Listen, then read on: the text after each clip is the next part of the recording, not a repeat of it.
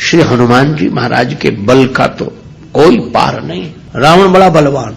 एक दिन रावण हनुमान जी से बोला कि हमारी आपकी लड़ाई हो जाए। हनुमान जी बोले तैयार, पर फैसला कैसे होगा? बड़ी देर तक लड़ाई होगी, तुम भी बलवान और हम पर भी राम जी की कृपा है। रावण बोला लंबा वाला युद्ध नहीं, एक एक मुक्के का युद्ध, एक मुक्का मैं मारूंगा, एक तुम मारो। हनुमान जी ने कहा हम तैयार है। रावण पहले मुक्का तुम ही मारो। रावण बोला मैं क्यों, तुम क्यों नहीं? हनुमान जी बोले इसलिए कहीं हमने पहले मुक्का मार दिया तो पता नहीं तुम्हारी वारी आती भी है कि नहीं, तुम्हारी मन की मन में ही रह जाएगी, इसलिए पहले तुम ही। रावण ने पूरी शक्ति से मुक्के का प्रहार किया, पर तुलसीदास जी कहते हैं जान उठे कि कभी भूमि न गिरा। हनुमान जी घुटने के बल वीरासन में बैठे रहे, कुछ नहीं बिगड़ा। और रावण अपनी 20 आंखें बार बार बंद करे, फिर खोले, फिर हनुमान जी ने कहा कि आश्चर्य मत करो, हम स्वस्थ हैं, पर अब तुम तैयार हो जाओ। रावण बोला तैयार ही हैं और कर भी क्या सकते हैं। हनुमान जी ने पूरी शक्ति से हाथ ऊपर उठाया मुक्के के रूप में। घबरा गए ब्रह्मा जी, शंकर जी। ब्रह्मा जी बोले रोको, कहीं मुक्का गिर गया और रावण मर गया तो राम जी का तो पूरा प्रोग्राम ही फेल हो जाएगा। उनकी रामायण पूरी होने दो, तुलसीदास जी की और लीला राम जी की पूरी होने दो। अब हनुमान जी हाथ नीचे करें, आवे ने ऊपर देखा तो ब्रह्मा जी हाथ जोड़े थे कि दया करो। हनुमान जी बोले तो थोड़ा सा स्वाद तो चखा देना चाहिए। तुलसीदास जी कहते हैं कि रावण साधारण वीर नहीं है, जो 10 शीश महीधर ईश को 20 भुजा खुली खेल ने हारो। और उस पर जब हनुमान जी ने प्रहार किया तो सो हनुमान हन्यो मुठिका, तो रावण को ऐसे लगा कि गिरिगो गिरिराज जो गाज को मारे हो, जैसे गिरिराज हिमालय पर वज्रापात हुआ हो। रावण धरती पर गिर गया, मूर्छित रहा बड़ी देर तक। बड़ी देर में आंख खोली तो बोला बड़े बलवान हो। हनुमान जी बोले बल तो इन्होंने देखने नहीं दिया, ब्रह्मा जी और शंकर जी ने। बल तो तब होता जब तुम बताने के लिए बचते ही नहीं। गोस्वामी जी लिखते हैं कपिबल विपुल सराहन लागा। हनुमान जी के बल की सराहना रावण करता है और किसी की नहीं करता। तुलसीदास जी उसी बात को कहते हैं रामदूत अतुलित बलधामा। परिचय रामदूत के रूप में और महिमा अतुलित बलधाम के रूप में। जब से हनुमान जी की पूंछ के द्वारा रावण की लंका जल गई तो उसने हनुमान जी की पूंछ को अपनी मूंछ से जोड़ लिया कि इस बंदर की पूंछ ने तो हमारी मूंछ नीची कर दी।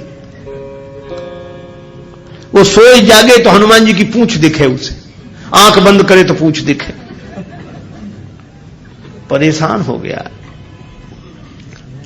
और रावण को हनुमान जी की पूंछ सहन नहीं हो रही थी। पूंछ माने प्रतिष्ठा। पर रावण ने सोचा कि इस बंदर को पकड़वाएं। 4 तरह की सेनाएं भेजी। हाथी पर सवार सैनिक, घुड़सवार, रथी और पैदल। और चारों सेनाओं ने हनुमान जी को चारों तरफ से घेरा। लक्ष्मण जी को चिंता हुई। लक्ष्मण जी बोले प्रभु हनुमान जी अकेले हैं, 4 सेनाएं उन्हें घेर रही हो, गदा भी नहीं लिए हैं हाथ में, आज्ञा हो तो हम चले जाएं। राम जी बोले नहीं, जाने की जरूरत है लक्ष्मण, हनुमान जी अकेले ही काफी है। अतुलित बलधामा।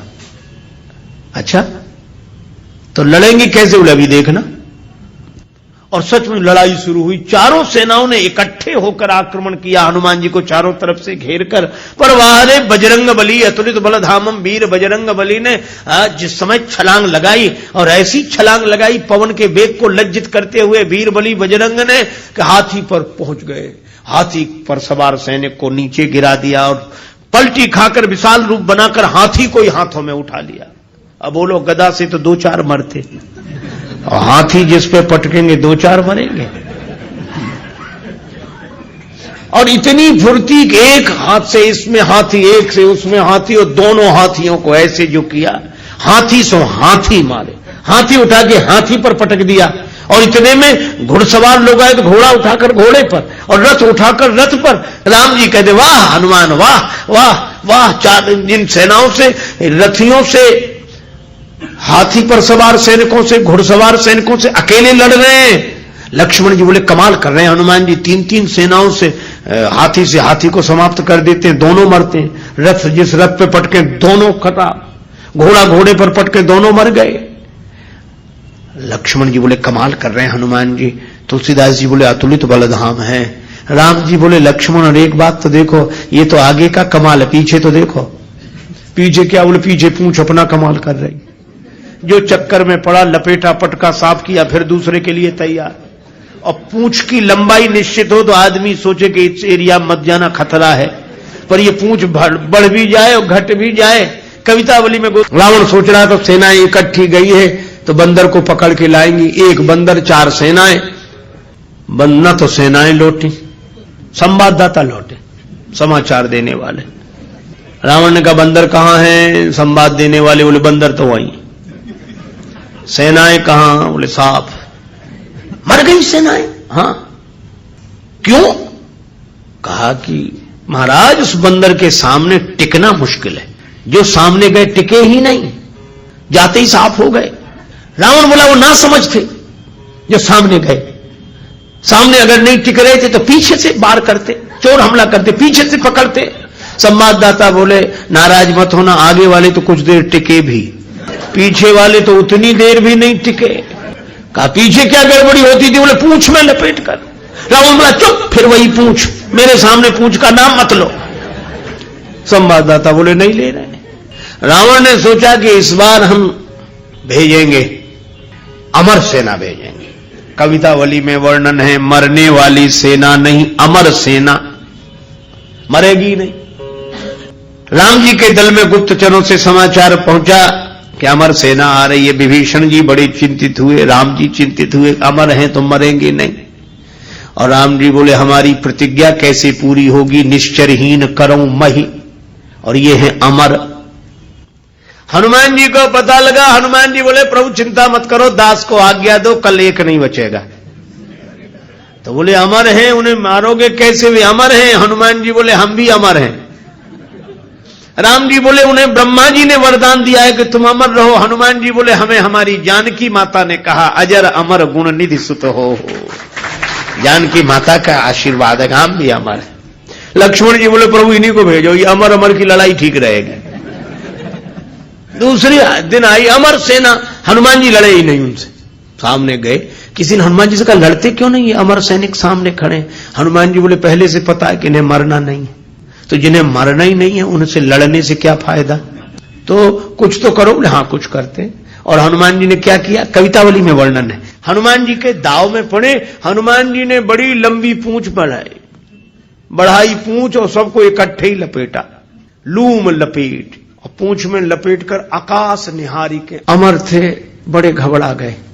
मरने वाले से जो नहीं मरते उन्हें ज्यादा चिंता होती, मरने वाला तो ये सोचकर निश्चिंत हो जाता कि ज्यादा से ज्यादा मरेंगे और क्या होगा, पर ये अमर थे, ये सोच रहे थे मरेंगे नहीं, पता नहीं कहां जा रहे हैं और कितने ऊपर से गिरेंगे, मरेंगे नहीं, इसलिए ज्यादा चिंता है। और हनुमान जी अतुलित बलधाम में ऐसी शक्ति से फेंका, चिंता से उनके शरीर सूख गए। क्यों? बोले चल आकाश में उड़ते ही जा रहे हैं कि ये तो और ऊपर उड़ रहे हैं और ऊपर जा रहे हैं। और हनुमान जी ने इतने ऊपर फेंक दिए कि पृथ्वी की गुरुत्वाकर्षण सीमा रेखा को पार कर गए। पृथ्वी उन्हें नीचे खींच ही नहीं सकती थी, धरती पर लौट कर आए नहीं। हनुमान जी बोले अब तुम खूब अमर बने रहो, आकाश में ही तो मंडरा रहे, धरती पर तो एक भी नहीं हो। राम जी की प्रतिज्ञा पूरी हो गई, निश्चरहीन करऊं मही। रावण आज बड़ा प्रसन्न था कि अमर सेना गई है, तब तो वानर को पकड़कर लौटेगी ही। फिर संवाददाता आए, रावण ने पूछा बंदर कहां है? संवाददाता बोले बंदर तो वहीं है। सेना?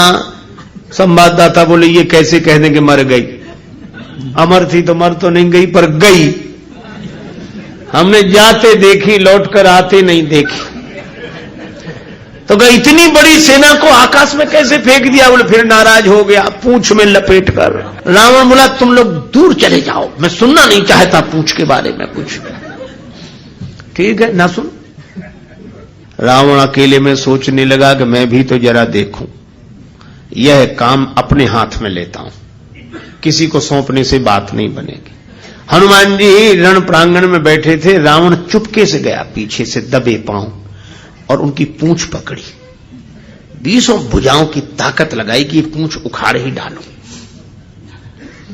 हनुमान जी लड़े नहीं। किसी ने कहा लड़ते क्यों नहीं? बोले सामने आता तो लड़ते, जो पीछे उससे क्या लड़े। तो कहा कुछ तो करो। रावण सोच रहा था कि हनुमान जी मुड़ेंगे और हमसे भिड़ेंगे, पर हनुमान जी न भिड़े न मुड़े, उड़े। ये तो उसको कल्पना नहीं थी कि ऐसा भी हो सकता। उड़े उड़े बजरंग बली, और ऐसे उड़े। रावण पूंछ पकड़े था, जल्दी जल्दी में छोड़ नहीं सका। कल्पना होती तो छोड़ देता। और रावण पूंछ पकड़े था, हनुमान जी उड़े तो रावण भी लटक गया। पहले पूंछ छोड़ नहीं रहा था, अब छोड़ सकता नहीं था, अब तो पूंछ ही आधार था। हनुमान जी उड़ते ही जाए, उड़ते ही जाए। अब रावण ही कह रहा था कि हे शंकर भगवान, ये पूंछ कहीं टूट न जावे या हमारे हाथ से छूट न जावे। नहीं, हम तो कहीं के नहीं रहे, न धरती के न आसमान के। तुलसीदास जी बोले, रावण जिनके चरण पकड़ने चाहिए उन संतों की प्रतिष्ठा की पूंछ उखाड़ने की कोशिश करोगे तो कहीं के नहीं रहोगे, न धरती के न आसमान के।